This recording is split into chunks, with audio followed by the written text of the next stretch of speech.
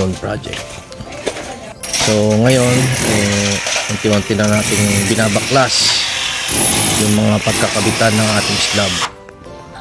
So ito nga pala yung ating existing na tinutulugan, pero lalagyan natin yan ng slab.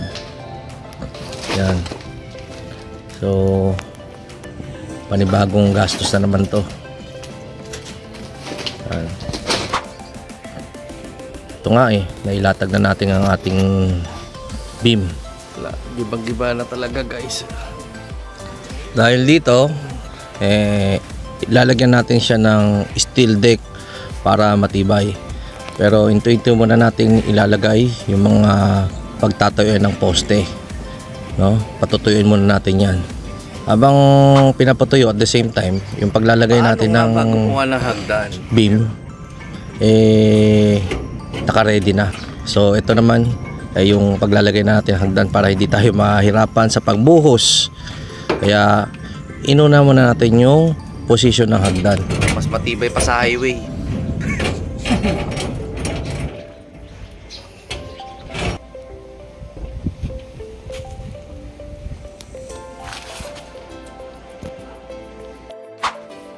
Ito nga pala yung barya natin sa altar.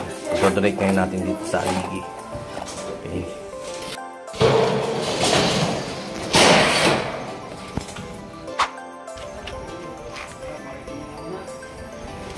Binubuhat yung steel deck guys.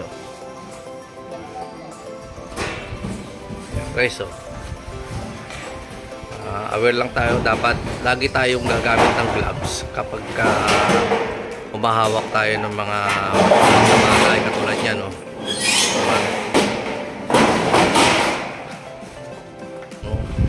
Mainit na yung yero tapos wala ka pang gloves, baka mabitawan mo yan. Kaya aware lang tayo na maging safety tayo na gumamit ng gloves. Dapat Brad, inikot mo muna.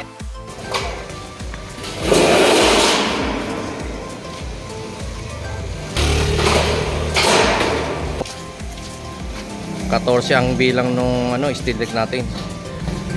24 ang haba. 7, para 7 yun. Oh, 7 meters. Or equivalent ng 24. Ganoon siya kahaba.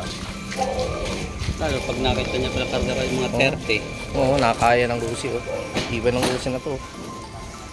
Nagdadalawang taon pa lang yan, pero grabe lakas.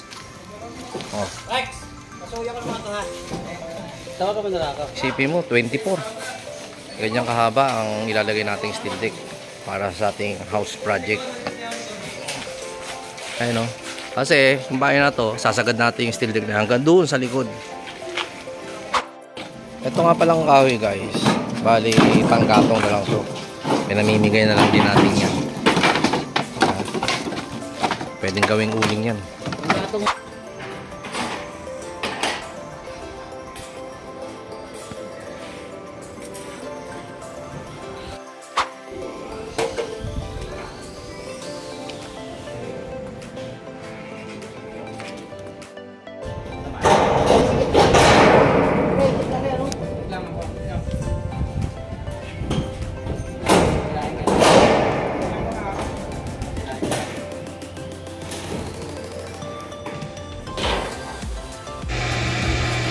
Bali, steel deck nga pala yung nandito sa taas na to. So yan na yung magiging pinaka ilalim ng bahay na to. So magandang forma, kahit nga hindi mo na lagyan ng ng pinaka kesame. Dahil maganda na yung pagkakadesign ng itsura niya. So ito nga pala yung paglalatag natin ng bakal. Bukod sa steel deck, isang dangkal ang pagitan ng mga bakal na ilalagay natin. Tapos nandyan na rin yung para sa electrical na dahil hapon na naka-prepare na rin siya. Hihilahin na lang natin kapag lalagyan ng wire. So hindi na tayo magbubutas, kaya dapat yun ay nakalatag na rin. So yan, yung habang nilalagay nga pala natin dito yung steel deck, alisin din natin. Winelding natin yan. Tapos yung buong paligid ng ng floor area na yan, sisementohin naman natin yung mga location ng pinakagilid. So bago natin siya bubuhusan. So yan, ito guarantee ako sa inyo na matibay talaga yung bahay na ginagawa namin dito guys. Kaya kung gusto niyo magpagawa, pwede nyo rin kaming kontakin.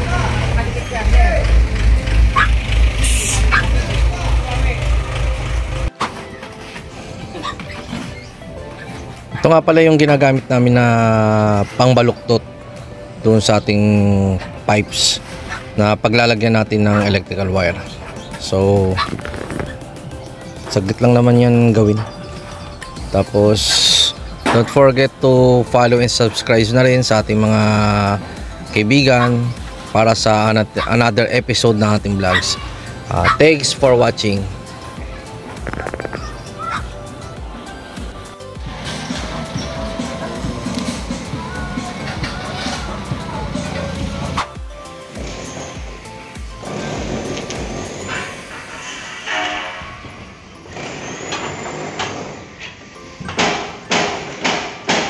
Forma, no?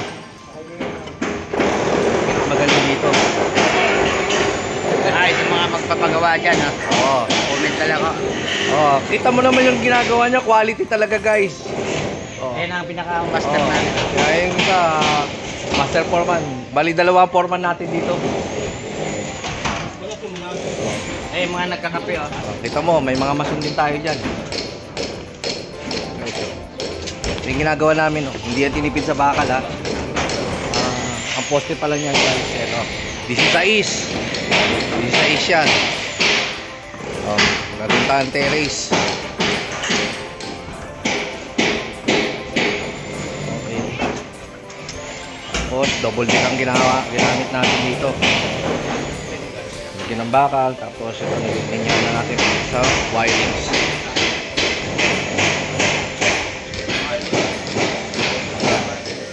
Muna natin itong sa gilid kasi dapat tayo matapos ang pagbubuhos. So yan, ito alisin natin lahat yan, wash out natin lahat yan, wash out natin yan. Bali itong kabuuan ng bahay na to bubuo natin doon.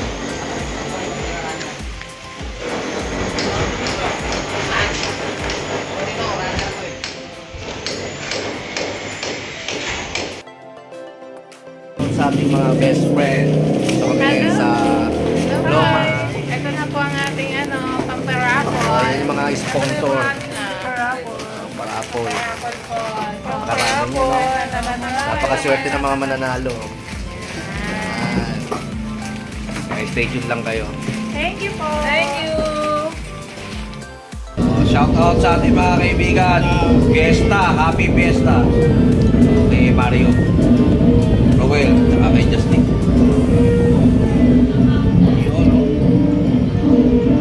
Shoutout nga pala sa ating kaibigan si Noel.